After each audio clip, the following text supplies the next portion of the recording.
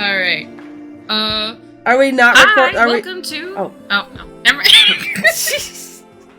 Kate, I didn't know if you wanted me to stop recording or not. You go for it. Do it, Kate. Do your thing. All right. Okay. Hello and welcome to Romance Writers Therapy.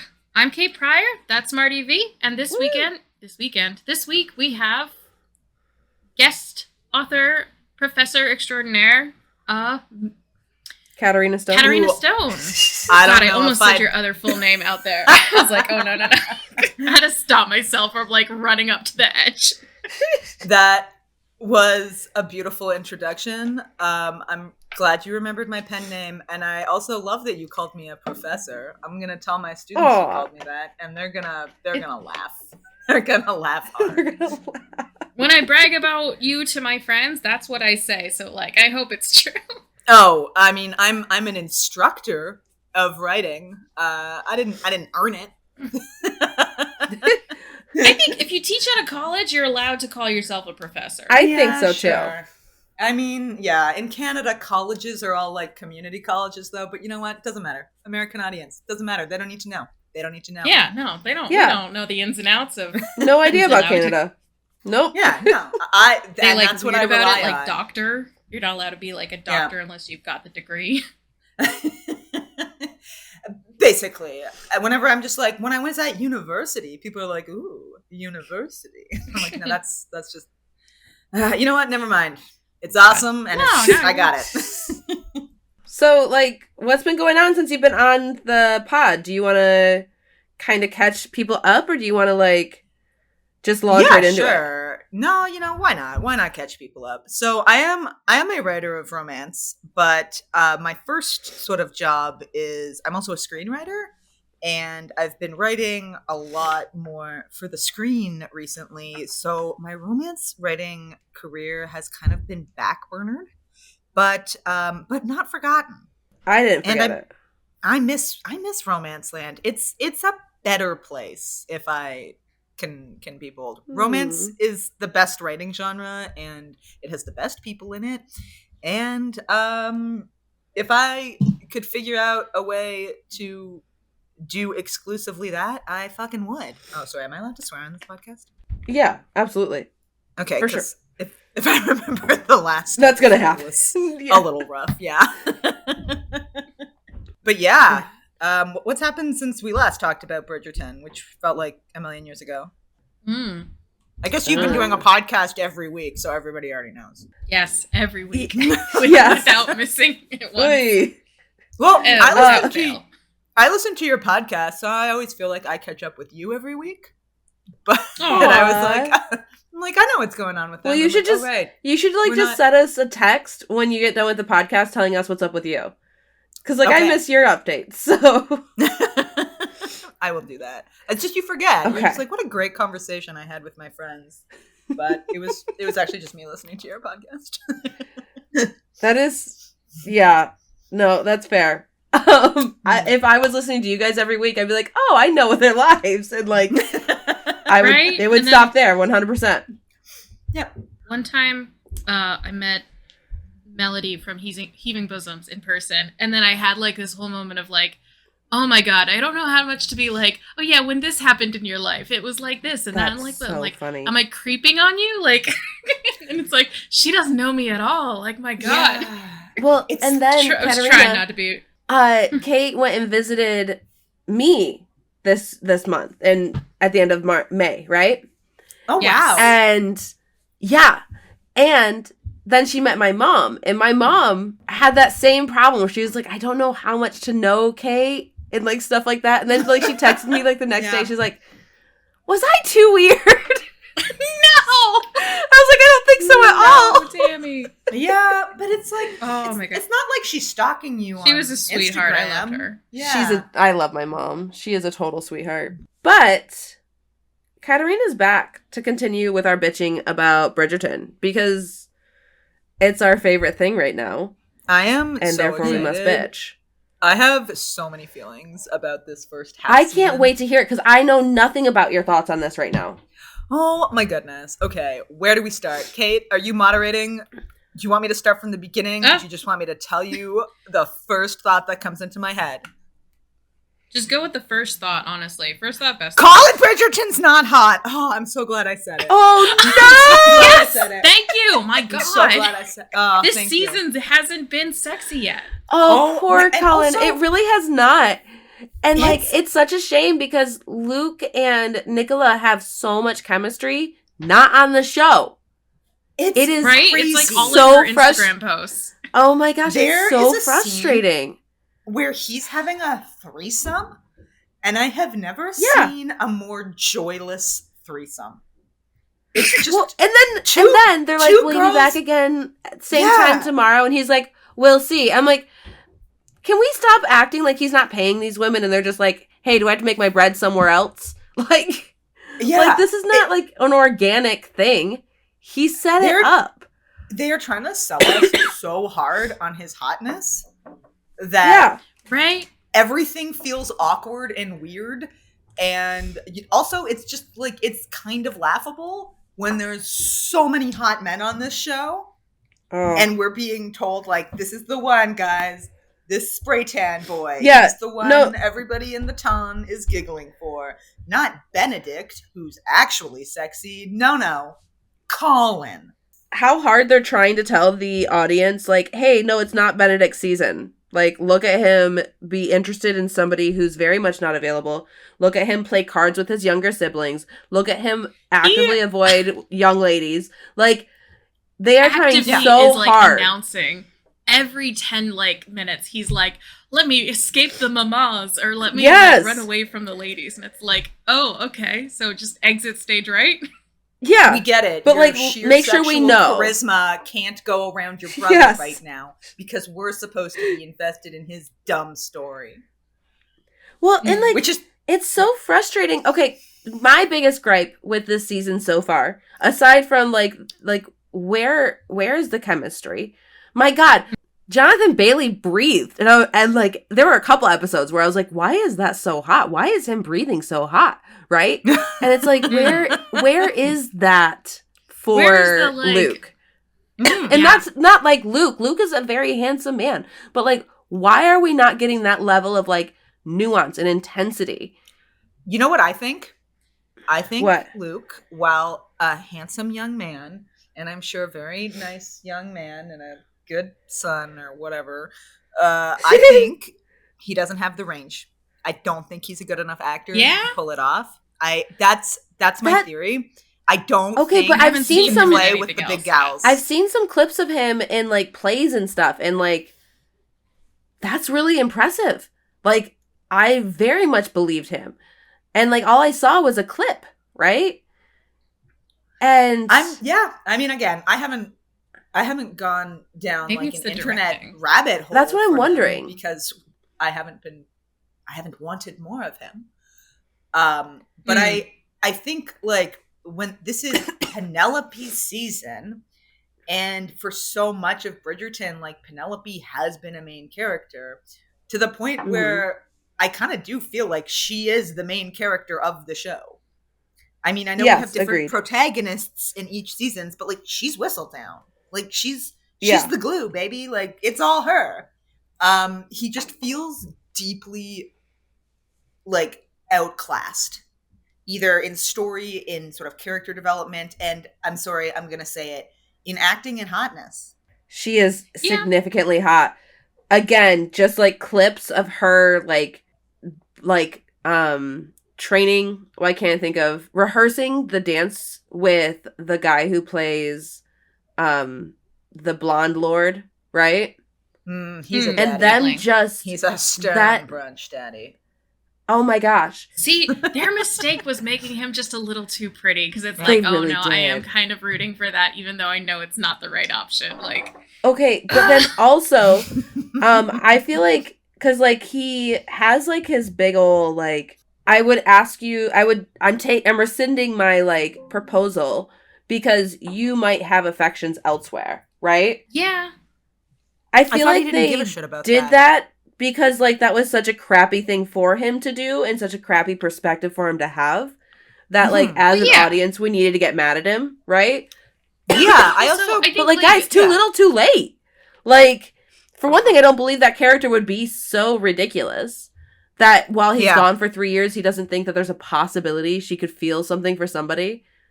Like, So, yeah. like, I think there's a kind of overlooked kind of shittiness to what he, like, what he offers Penelope initially. Like, the whole, hey, you're gonna live in my house and be married and just manage my estate while I'm gone. Yeah. Like, it's but not here's a the great thing, it sounds like great at first, and then it's like, oh no.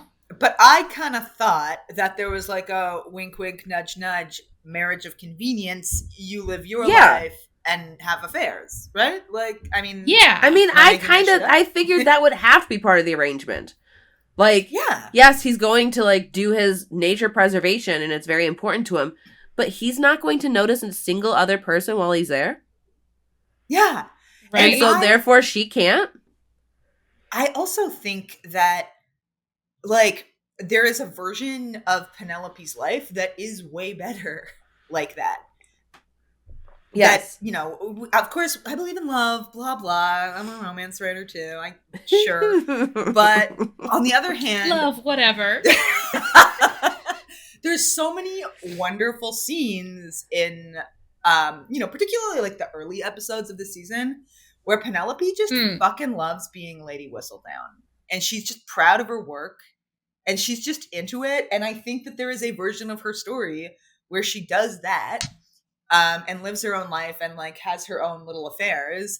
And, you know, her column matures to be, you know, maybe less about the debutantes and like more about like the older set and like their gossip. And, you know, maybe she takes a different pen name and she writes in a different form. And like, I don't know. I think there is so much more to Penelope's life that I'm like, yeah, why not have a husband who's gone for 3 years?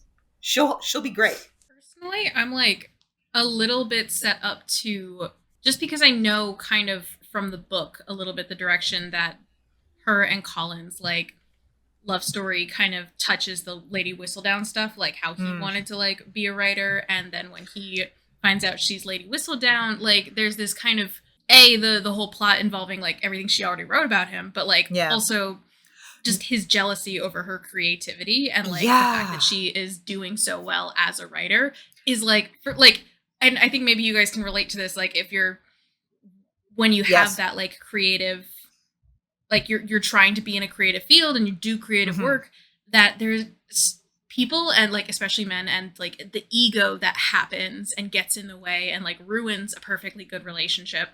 It's so soured me to like the possibility of Colin like, well, and so like for me he has to overcome that. And that's something that Lord Devlin didn't have like in the way. Yeah, if it goes the same way as the book, I will be pissed.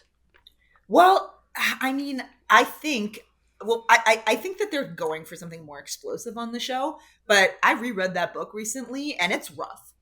It's a rough read. And I think I read it the first time when I was in a relationship with somebody who was very professionally jealous of me. I don't know why, but you know, I think he considered himself a writer. I was having some success as a screenwriter at the time. He felt I was very undeserving of it, even though I that's so shitty, dude. And he didn't. And I guess while I was in the relationship, I was like, this happens. And now that I'm out of it and I read this, I'm just like, you know what? Like, fuck him. Like, he doesn't write.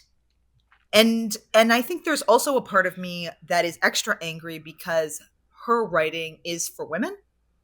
And he really looks down on it as being shallow and tawdry. And he writes about his travel adventures, which is something that Penelope could never even do. Yeah, exactly. Yeah. Yeah. Like society has limited her to like, this is your experience. And so she has created something out of her experience. Yeah, she has managed to write something that is popular and exciting and intriguing for a community, even though she has not a whole lot of life experience and probably no education. Yeah. So it's really tough. Yeah, it's tough to cheer for the Colin in the book. And while, again, we haven't really hit on that content yet, I really am curious to see how they can do this and still make him a hero, especially because I think the audience of the TV show really has a lot of love for Penelope as, by Nicola, as played by Nicola Conlon, and I don't know if they'd forgive him for doing that to our girl. Yeah, no, I would. It had better go in a different direction, or like it'll be hard to convince me to come back for season 4, right? Oh, like yeah. That's a pretty unforgivable thing. Yeah, and I say again, that knowing the major plot point of season 1 still went into the show. Yeah, for sure. Yeah. I do love the like, because among like you've probably seen like that weird, was it Daily Mail or like can't remember what particular terrible newspaper that it was in, but there was like not a hit piece. God, what's it called? Basically, like some fuck ass reporter called Nicole. Said that she wasn't hot. Yeah, I was like, she's so fat, and she's like, how can anyone find this attractive and sexy? And like, it's like, my God, she's a size 10. Chill. Well, yeah, like also like, dude, I'm sorry. That's your problem. Also, that is deeply your problem. You don't gotta tell me that you don't think she's sexy. She is. Like, no, I see this woman, I'm like, yeah, she's making it happen, man. Like, isn't she like 38 years old too? She's 37. Yeah, legit. Yeah, she's hot. She's got the best tits passively in the world. Playing a 19-year-old.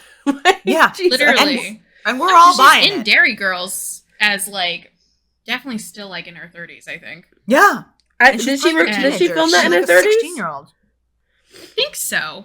I mean, she'd at least be in her 20s. She doesn't look that much like different, but she's still like really convincingly like she looks so young. Like you would never know. And God, she's such a good actress. She is. It doesn't matter. It's like if she was a size 24 or 26 or 30, like she could still be gorgeous. Absolutely. But like, my God, I really love like the way she like snapped back at that, and she was like, people with bodies like mine with perfect boobs. Oh my gosh, I thought that was so funny. God, I loved it. Oh my gosh, she's so funny. I absolutely adore her. So, like, because I think a big reason why Colin is not getting his opportunity to be hot is in great part because this season is not focusing on its, like, leading couple the way it should. We could have gotten another training, like, lesson between Colin and Penelope, and we could have taken more time on the one we had and not launched right into like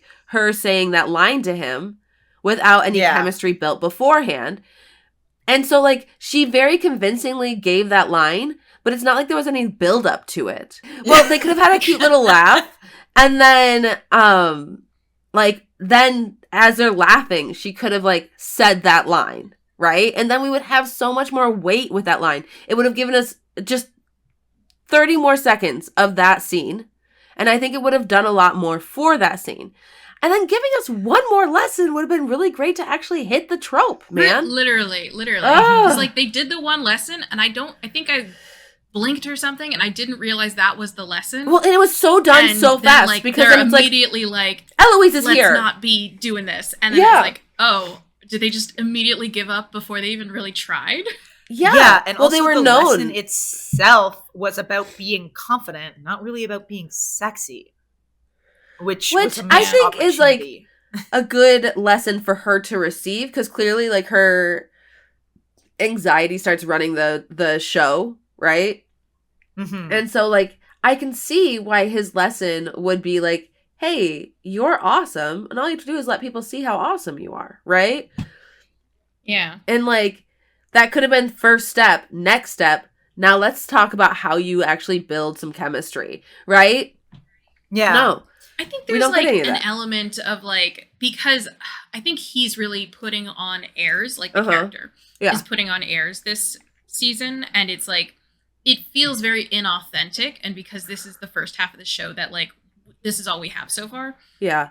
As we record 2 days before the second half. I know, right? It's good, though, because then we won't be giving spoilers. Right? I mean, we are giving spoilers, but, like, if you haven't watched it already, that's on you, my friend.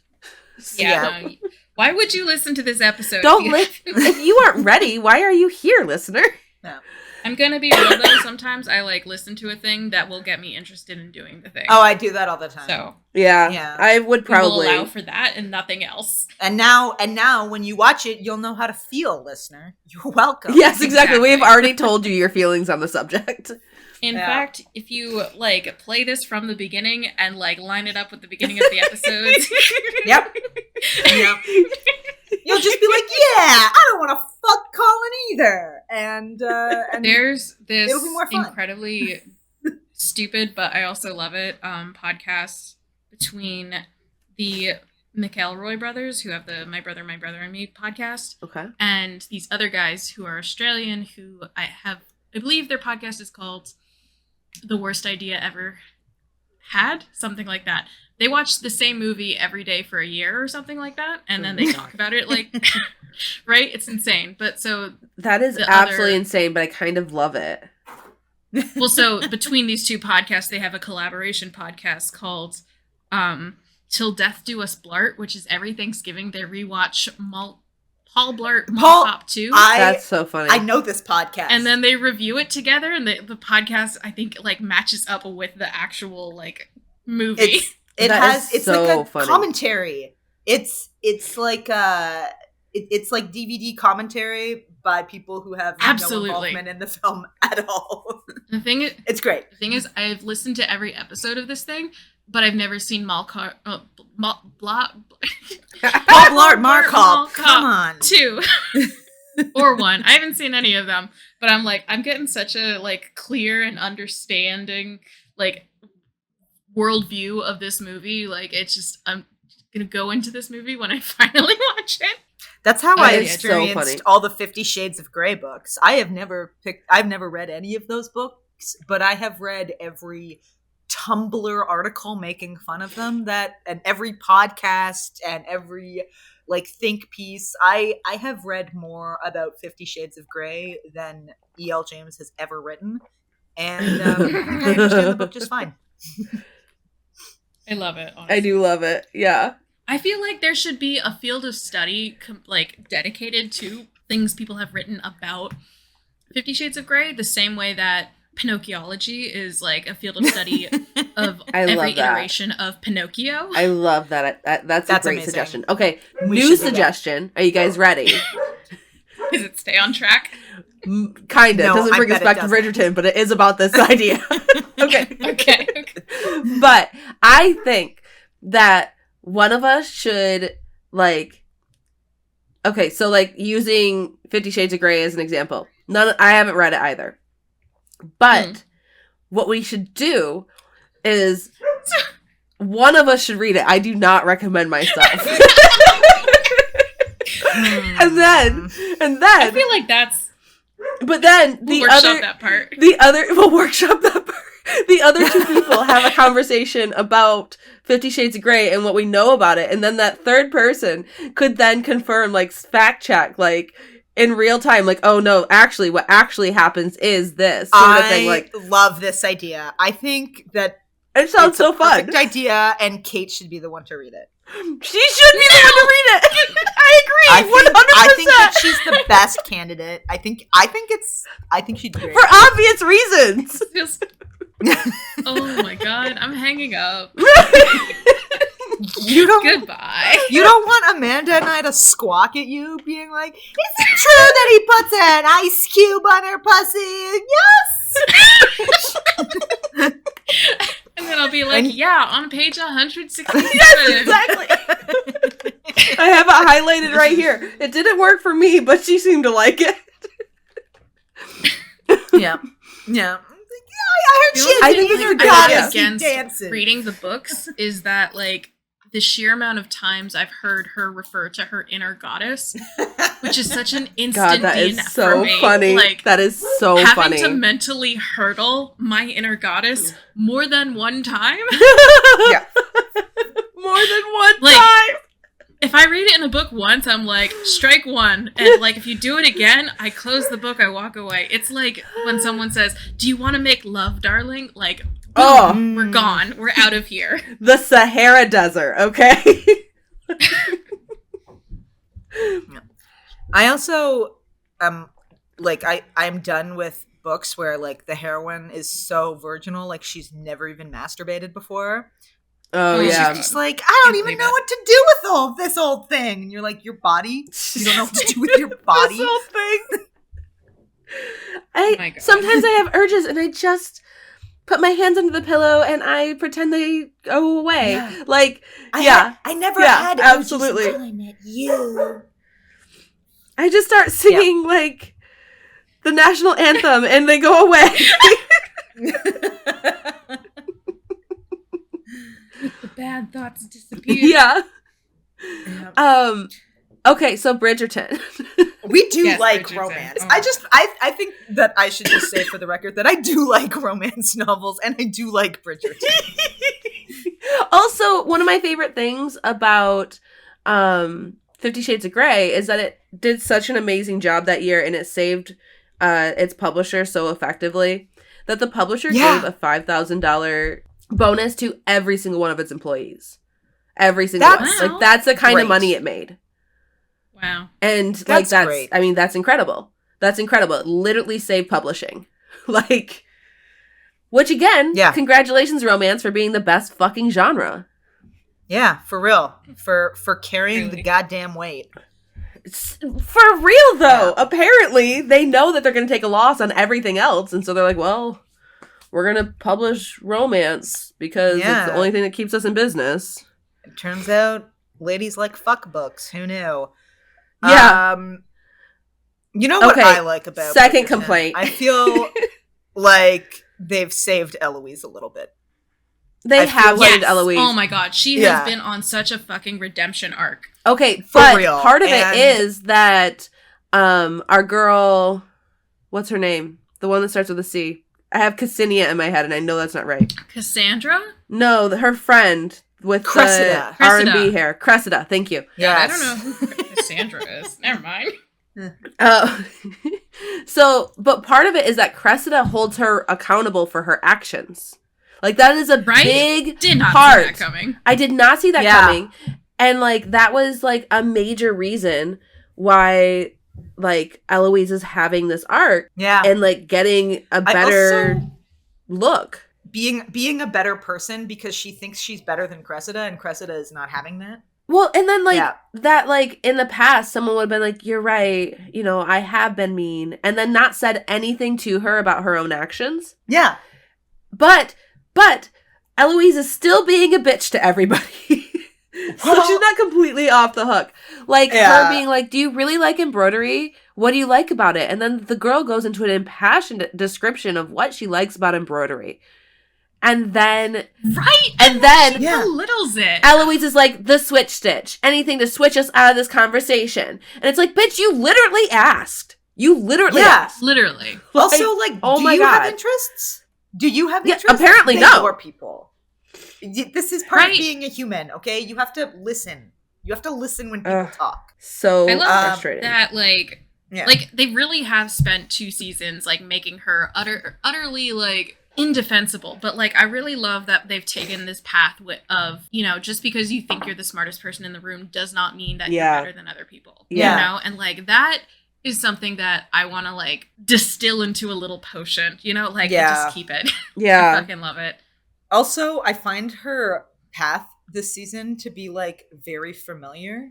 I went to an all girls private school, and there was always that girl who, like, in grade 6, 7, 8, maybe, was like, I'm different. I like to read. I like to do things. And then by around grade 9, she realized, you know what? I'm hot and I'm rich. And why do I try so hard to not fit in when fitting in could be so easy for me? Yeah. I think That's I'm just fair. going to be hot and rich.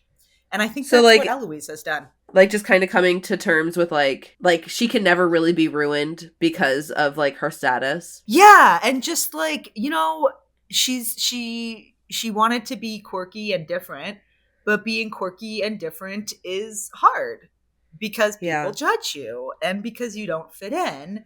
And why would you squander all of the natural gifts you have that make it so easy to fit in? I don't know if there's like It's- a moral for conformity in the Yeah. It's really not interesting. not a positive one, but a familiar one. Not positive one. Oh, okay, yeah. It's really advocating interesting for because, it. like, in this town I grew up in, I was considered very weird, right? Like, just normal enough to, like, continue having my friends that loved me for who I was, but plenty of people thought I was just too weird and, like, could not comprehend me. And so the idea of, like, having the option, like, to choose to be quirky and weird and not fit in, when that was, like, an active choice you made as opposed to just, like, who you were, is, like, I have a hard time wrapping my brain around it. Yeah, no, I agree. Like, I think that every weirdo became a weirdo because they tried to fit in and it didn't work. Whereas there are other people who were like, yeah, my friends are weirdos. Like, we were weirdos as kids, but I've got tits now, and that's currency. So I'm going to use that. Not to say that, like, for Eloise in particular, I think that this has been a good journey for her, a fruitful journey. I do absolutely appreciate, I love like, the character her growth. work it's doing for Cressida too. You know, I do too. Even, like the insight. This, like, I don't want to call her a bitch, but, like, she's been a bitch for 2 seasons. Yeah, absolutely. Now it's like, okay, that she has when she says, like, God, what was it? It was a line about how, like, the season turns, like, these young ladies against each other. Yes. And it's like, oh my God. Absolutely. That's, like, more work on, like, the patriarchy and sexism than Eloise has done, like, to date. Yes, absolutely. Like, until that moment, like, oh. Well, and I love, for one thing, if Cressida ends up with Lord, whatever his name is, the one... Debling? What was his name? Debling. Debling, yes, thank you. If she ends up with Lord Debling, at this point, like, they've set her character up so much that I wouldn't be mad at it, right? Like, I feel like I have a better understanding of her. I think she's going to end up in a main story. I'm so sorry. I interrupted you. But I honestly You think she's going to end up in a main story? I think she's going to end up in a main story. I have a theory. How so? Okay. So, you know Benedict's book? It's sort of like a Cinderella story. I don't know if they can go in that direction because it almost feels a little bit too predictable and a little bit too outside the world that they've created for him. That's a good point. Also, because so much of his book takes place away from the rest of the Bridgertons. Yes. And I honestly think that this idea of, like, somebody who you thought you knew coming to you in a different guise and falling in love with her as this sort of new character, as opposed to, you know, who you knew her as before, I kind of wonder if that's what they're setting Cressida up for. Oh, that's really interesting. I don't know if they'll get away with that because I don't know if there's enough love for Cressida out there to give her that redemption story. But I think it would be very brave if they tried. 2 thoughts. I've seen so many, like, theories already about, like, not queer baiting. I don't want to call it that because I don't know for sure that it is that yet. But, like, that there's this implication that maybe Cressida is queer and that she, you know, is being told to stay away from Eloise because of that, because of, like, some past incident. And that's why she's trying to, like, just find anyone who will marry her so that she can just get away and, like, be out of her family. Yeah. And, like, that feels like they have a lot of organic room for that to, like, happen. But at the same time, it feels like they really maybe this isn't true, that they don't just introduce new characters. They really spend a lot of time building up characters. Because, like, we see it with that new sister that just kind of appeared out of nowhere. Francesca, who also is sort of giving me queer... I'm sort of wondering if there is a queer undertone to her story, because she feels very much like, I'm just getting this marriage thing over with because I know it won't make me happy, and I kind of wonder if that is a queer storyline. But I don't know if they have that. There's definitely room for it. The courage to. I don't know. Everyone's been very, like, the girls that have read Francesca's story know what they know. You know what I mean? Like, oh, because So what I've heard is that the guy who she's kind of sort of courting right now, Yeah. the guy who reformatted some music for her Yeah. and she was all about it, that they have this very quiet, just let each other exist bond, and that she's just very happy with that at first. So they get married, but then he dies, and That's then what she I've heard marries his too. cousin, and she has a very different kind of relationship with him. She didn't realize that like love could be so passionate, you know? Yeah. Her story. That's what I've heard about really the book. Good. I haven't gotten to that Same. one yet. Yeah. I don't I foresee I me did reading just them. finish. It was Benedict's book. honestly one of my favorites. I loved her book. First of all, Not a Virgin. Liked that. I mean, obviously, you know, she is virginal. In the sense that she's never had somebody like you. But it's a much more mature story, and it takes place in Scotland, and you know, gotta love a Scottish historical. Yeah. And it just feels a little bit different than the other Bridgerton novels.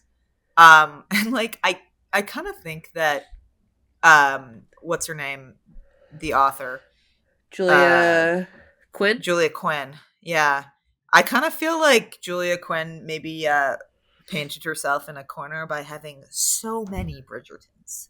Yeah.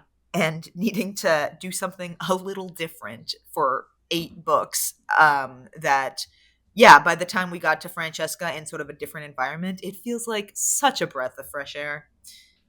Yeah, I'm on Eloise's book currently. And I don't foresee me reading anymore. I read to Benedict and because I read Colin and Penelope, and that was the 4th book, right? Yeah. Was it? Did I skip a book? Or is that the 3rd book? Anyway. So I may have skipped a book. I stopped after that. Yeah, it's the 4th book. Who's D? Daphne. But I didn't read it because I had already watched the show. They don't go in alphabetical order. No, they don't. Do not. No. Because girls have to get married young, and boys get to be old. Yeah. Those are the rules. Them's the rules. Yeah. Daphne's a fresh-faced 20-year-old, and like Anthony's 36 or something, and there's like blossoming at the same time. Yeah. It's so interesting how like we can kind of like when you get a bit of space from something that you can see the way that like there's some patriarchal tropes that are embedded in things like heroine always has to be young and virginal, you know, like literally what you're just saying, like the boys can be older to have their romances. Well, but like even the virginal like heroes that we come across, they are still good, like instinctually good. Like the first time around. That's part of the fantasy, though. Like, yeah, I get, but like that. I'm willing to forgive that. They're so responsive. There's an innate sexuality to them that just oozes out of all of their holes. Ewy. Oh no. But like I do see that as like a patriarchal thing that like men are just good at sex because that's like the male prowess, like that's part of like masculine like value, right? And also they've all learned on whores and sex workers of ye olden times, referred to as whores in the books often, and they're expected to come in with experience and skill, and the female characters are not. And I think that there are lots of, I think that we're doing better in historical romance now, trying to sort of flip those tropes a little bit. And there's a particularly good book by Courtney Milan. It's about a sex worker woman and a virginal man. And it was awesome, and it was very sexy. And dude, that sounds wish awesome. I remember the name of that book. But at the same time, though, like, I don't know. You want to have some level of historical accuracy, and you also want to give people kind of what they want, right? Like they just want a little sweet treat. Yeah. I don't know. I don't know. I think there's like a layer of like what's believable in historical. You know, like we have this idea that like women were utterly kept like from any knowledge of like sex ed essentially. Mhm. And it's like, I feel like it couldn't have been, maybe some people could be like utterly naive, but like, I feel like some people should have been able to, have explored their own bodies or like seen how other animals do it and be like, yeah, I can see that working for like humans. Yeah. That's pretty much what we're going to be doing. Well, like, also, like, not to, like, be weird or anything, but, like, people explore themselves. It's what they do. Absolutely. Like, people figure it out. Love a scene in a book, Lena, with that. I think that's so important. I agree. Yeah. And I think like normalizing it is important, but also like just acknowledging that like people do that. Yeah, and Not there's weird. no shame in it. I didn't hear you. Which is why I can't read 50 Shades of Grey. Which is why Kate is the perfect person to read it. She's gonna, I feel like I'm the worst choice here. Nope, for sure the best. I think we should, like, as a community, decide that as romance readers, we will only go for bean flipping heroines. Okay, bean flicking heroines. if they don't flick the bean, we don't buy the book. Okay. That's fair. We're unionized. we're drawing our line in the sand. You gotta, look. I'll take a virgin, but not that virgin-y. We'll make like a bunch of bean stickers and stick them on books. That's fucking funny. Exactly. Okay, but I also love the idea of having a website.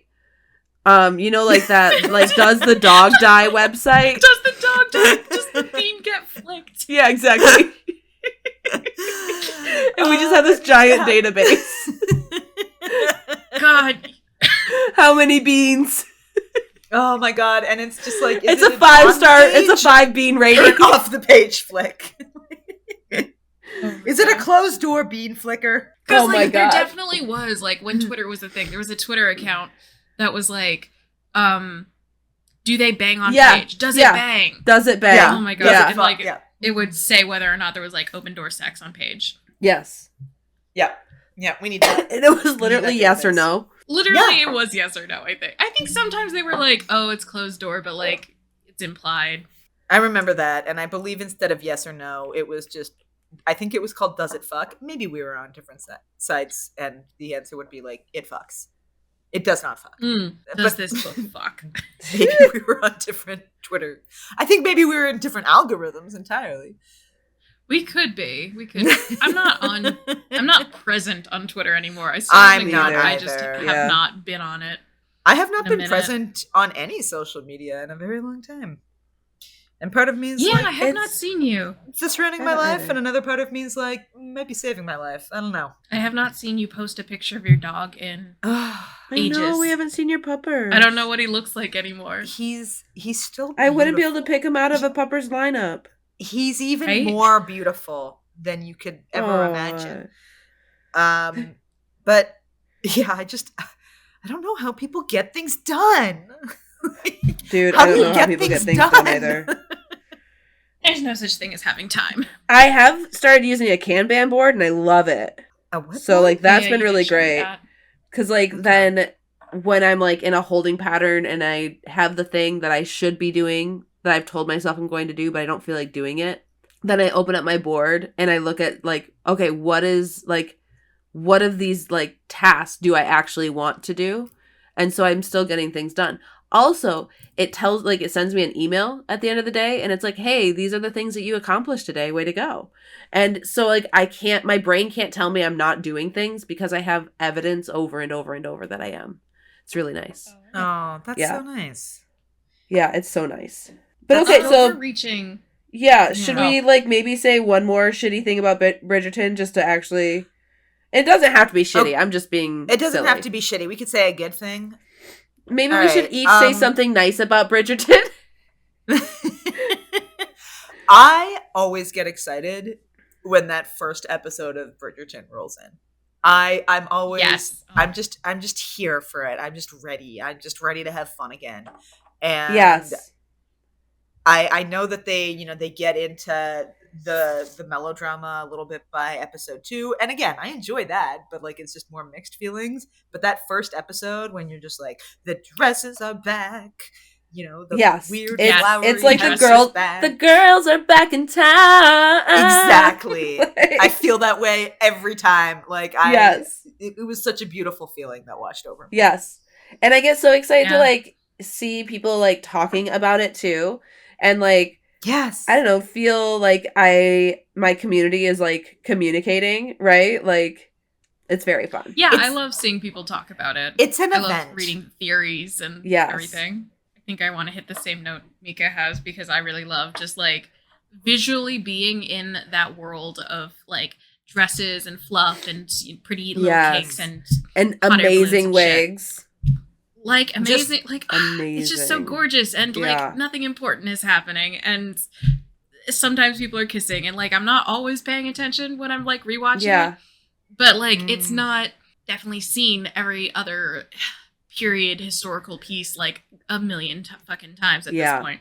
And it's like I just love having something new and I love that it's bright and colorful. I was gonna say it's also doing a period piece in a different way than a lot of our other period pieces are. You know, it's not really hitting that because it has to be gritty and like dull and you know, like you have to turn all the subtext into text. I love that it's the exact opposite of that. And you have to insert. I was gonna say you have to insert hacky, you know, paint by numbers feminism in what is already a perfectly wonderful, you know, story of female growth and self-improvement. But you know, that's just feels my like feelings about the literally classics. everything that's like, you know, existed once perfectly fine as it was, and then like, ooh, let's reboot it, or ooh, let's adapt that again. Like, and they're just like, did you know that Little Women could be done feminist? And I'm like, Little Women is a story about women succeeding. And women's having problems and women's inner lives being meaningful. It's fine. They did the same thing with Anne of Green Gables. They were like, did you know that like Anne is a feminist now because she says things like women should have rights? And I'm like, I'm pretty sure I read a whole series of books where Anne gets higher education and a job and finds a man who gives up things in order to support her career. I just don't see how you can improve on that. But I think that's one of the interesting things about period pieces is like how much this is I'm going to take us in a bit of a dark direction. You guys can decide to keep it or not. Okay. But like how much like society just hasn't really changed enough for us.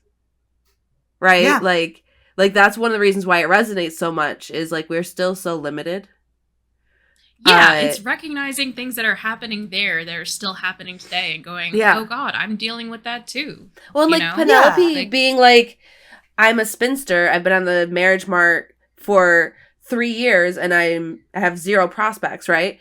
And like the idea that like a woman's shelf life is still very limited. Yeah, in like, the eyes of society. Turn 30 and you're done. Yeah, like, man. Big mood. There's such a fucking terrible like moment on like I'm seeing it on TikTok where people are like, hey, this is my natural face without makeup and I'm at 30 or I'm at 35 or I'm at 40, and it's like people who look perfectly fine. It's like, oh yeah, your face looks great, your skin's in great condition for, you know, whatever. And then it's like people telling them they look like an old hag in the comments and like, no, my God. Well, and like it's also ridiculous because like people still do judge you based on not like on the markers, like on the visual, like, have you been picked by a man? Did you have a wedding? Yes. Did you do this? And like, nobody ever asks, are you happy? You know? Right. I think that's like when we listened to like in seasons 1 and 2, Eloise's like kind of going on about like her idea of what feminism should be. It felt so hollow because it was like there are real topics you could be like expanding into and touching upon that would resonate with people more, but it felt like you were picking the things that was like, I don't care about that. I also felt like people were talking down it's to also us. Very directed towards her life experience and doesn't bring in any life experience of like her maid. Right? Like oh my God, like she continues to bring her maid into a side of town that makes her really uncomfortable because like Eloise wants to pursue her interests. And so, like, the lack of self-realization of, like, how she is still asserting her power over someone else. Yeah.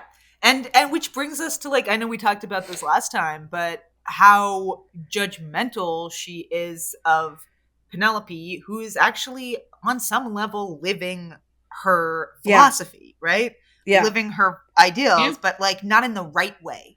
Because women can never do anything right. Yes, exactly. Yeah, no, you gotta be perfect, but like the way everybody else wants you to be. But so I want to say the thing that I love about Bridgerton right now. Is that cool? Yes. Yeah, Cool. sure. Okay. So, one of my favorite things was as soon as, like, because Colin and Penelope are, like, promenading, and he, like, walks her up to this group of men, and he's like, talk to them. And she instantly became her mother. Like, Oh my everything, God. like, her facial expressions, her body language instantly became her mother. And it was the funniest crap to me. I was so, God. it was perfect So acting. funny. And I also impersonation think was that her perfect. mother is a joy on the show. I mean, I don't want her as my mother, but No. but On the Lady show, she's a Featherington delight. Yes. Is a goddamn delight, and she is the comedy. Like, Oh my she- God. The part where her sister was like, insensate, what? Oh my gosh. Well, and like, okay, so God, this is lives kind of on like, my mind in repeat. and why are the Reason number episodes smaller 2, than body. they've been before? It really feels like it. They are. They have to be They shorter. are shorter. We're just like sort of moving through them faster because it's like 8 different storylines smooshed in. I mean, it's also Netflix, so like, you know, it might be Netflix doing its like 3rd season. All Yeah. right, budget cuts. All right, Yeah. cancel for the 4th season. The enshittification of everything. It's like, Oh. we're gonna give them 4 episodes of Bridgerton, and they're gonna be short. But Do you Netflix will think- cost the same amount. Do you think this is strategic on Shondaland that they're like, oh, we're not doing Benedict right now? And so if Netflix goes and cancels, like, the entire world will be pissed because I want Benedict's story. Right? Yeah, but like, I think it also makes sense to really contain one full love story per season and not like do Absolutely. two start to finish, you know? I completely like, I can agree. see them setting them up in other ones. Like, But I also- the way that there's, yeah. I could also see Shondaland being like, we can create an internet terror by not doing Benedict and having the show canceled. Like, we can force their hand into another season. Maybe. I dig it, honestly. I know, I dig it. Give the people their voices. I like it, but I also do think that the Colin and Penelope storyline would have could have used a year. Could have used a year to sit. I would have really liked. Yeah, well, because I don't think we gave Colin the time to mature that he got in the books. And also, like, we ended season 2 on such a negative Colin moment. Like, I just don't know that I forgive him yet. Yeah.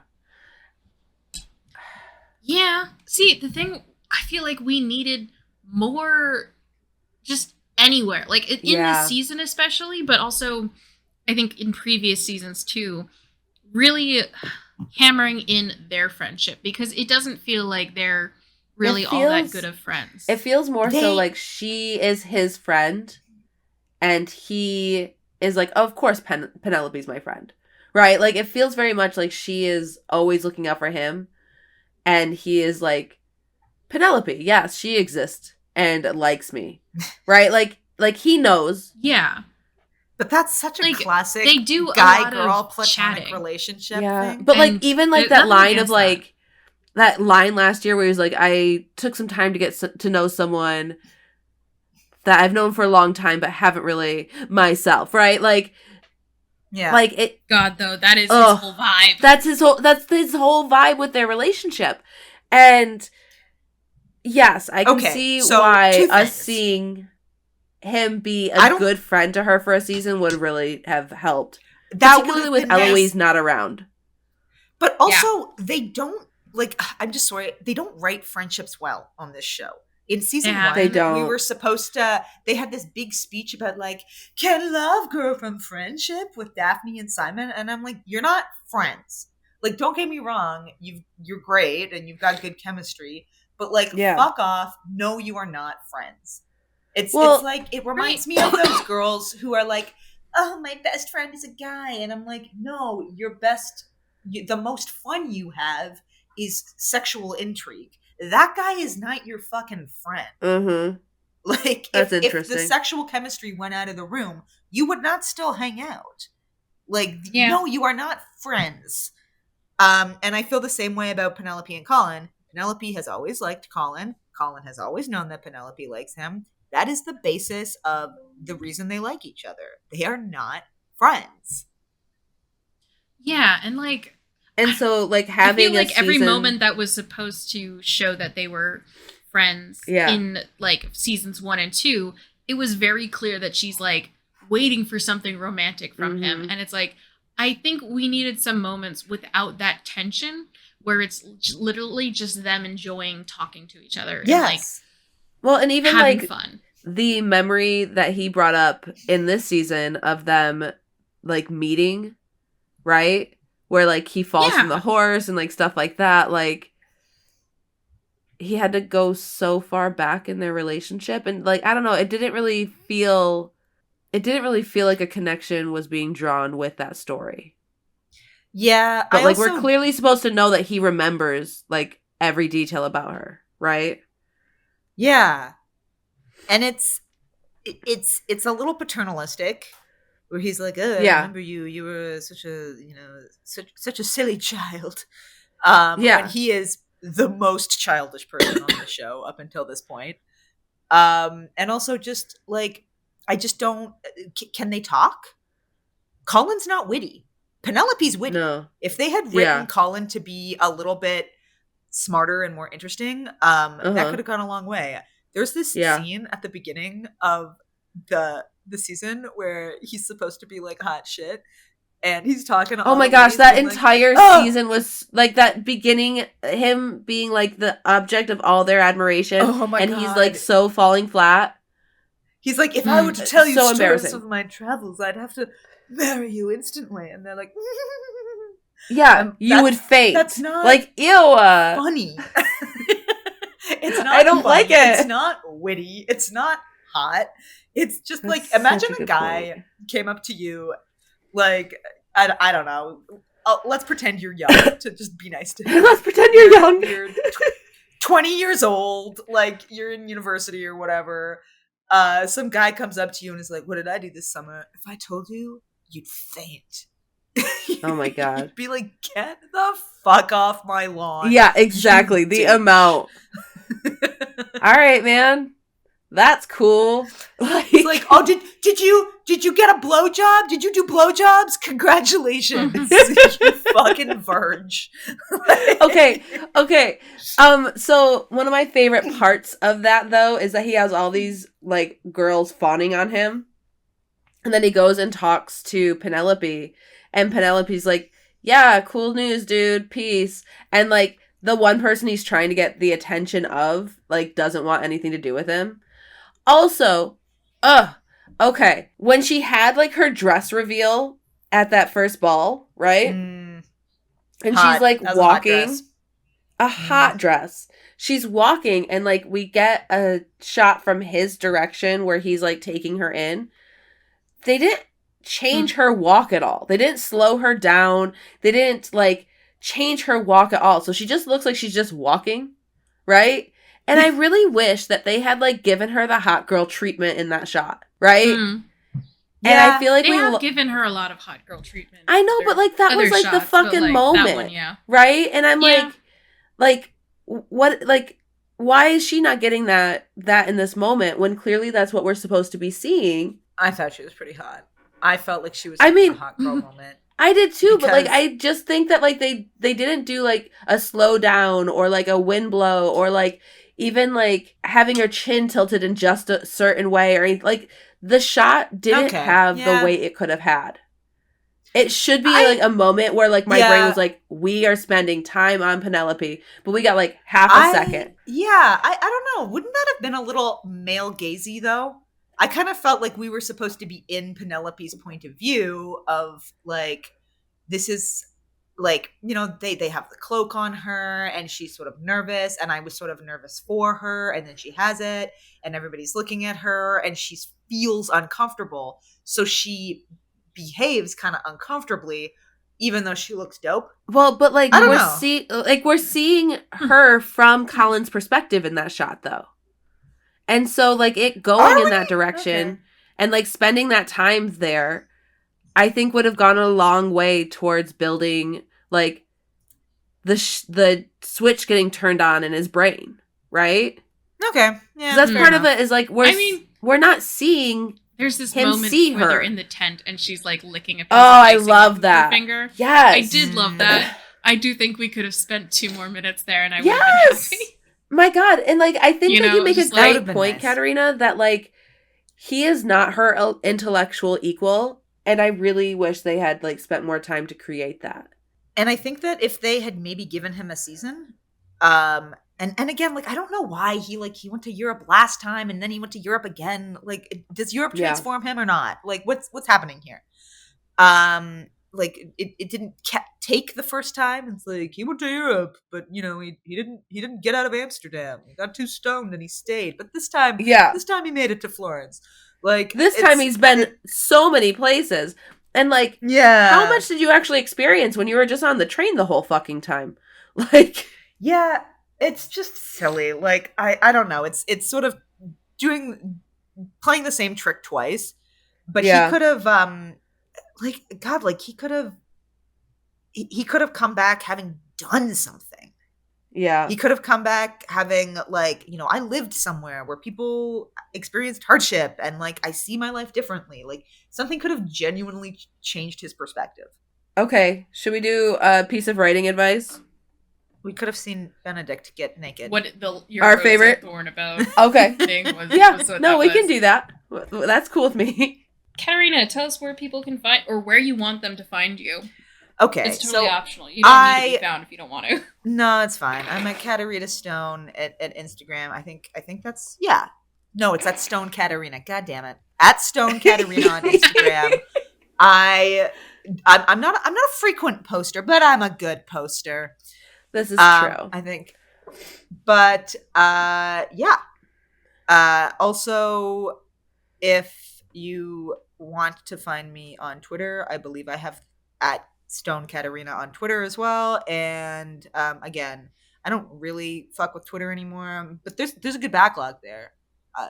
It'll take you 5 minutes on the toilet if you're interested. There's some scrolling to be done. Yeah, it's fine. For sure. And like it's just good to like preemptively follow you for like when your book releases. Exactly. Yes. Yeah. Because we actually talked about Katerina. We talked about her book when we were talking about like giving your characters growth, right? Posted October 24th. I happen to have it open in front of me. October 24th? 2023. It's so funny because I feel specific. like I know. I've listened to I feel like I'm stalking our own podcast. I don't remember that at all. Just on the one episode where we have good things to say.